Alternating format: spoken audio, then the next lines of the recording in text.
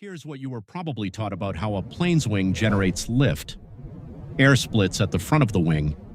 The air traveling over the curved top has farther to go, so it has to move faster to meet back up with the air underneath at the trailing edge, arriving at exactly the same time. That speed difference lowers the pressure on top, and the plane gets pulled upward. It's clean, it's intuitive, it's been drawn on whiteboards for over 100 years. It's also wrong. The theory is called equal transit time, and it sounds so reasonable that it made its way into physics textbooks, museum placards, and even pilot training materials. The problem is that nobody ever actually confirmed the core assumption.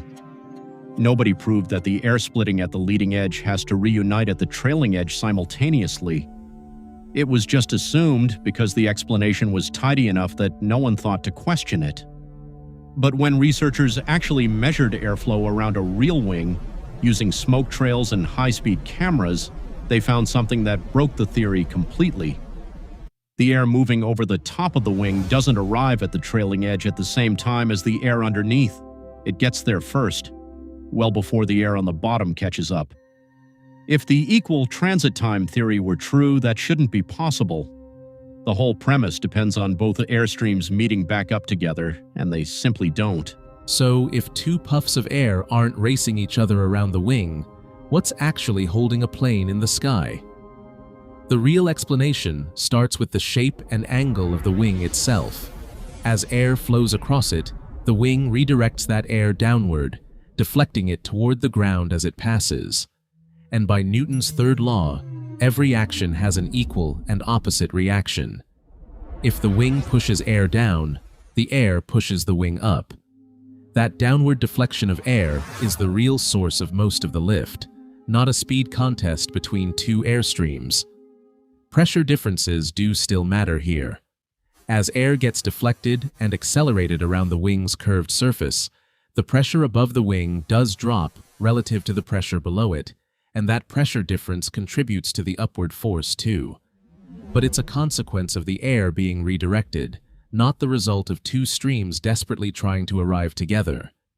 Here's the part that might be the most surprising of all. Physicists generally agree on the actual mechanics of how a wing generates lift. What they still debate is which explanation is the clearest way to teach it to a room full of people who've never studied fluid dynamics.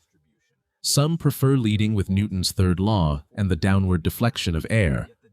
Others prefer starting with pressure differences and circulation around the wing. Both descriptions are describing the same real physics, just from different angles, and the debate is really about pedagogy, not about whether planes actually fly. So, the next time you're on a flight, looking out at the wing bending slightly in the turbulence, you can let go of the two puffs of air explanation for good.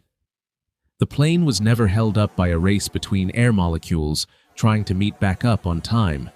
It's held up by the wing quietly redirecting a river of air downward, thousands of times a second, in a piece of physics simple enough to feel obvious and subtle enough that even the experts still argue about how best to explain it to the rest of us.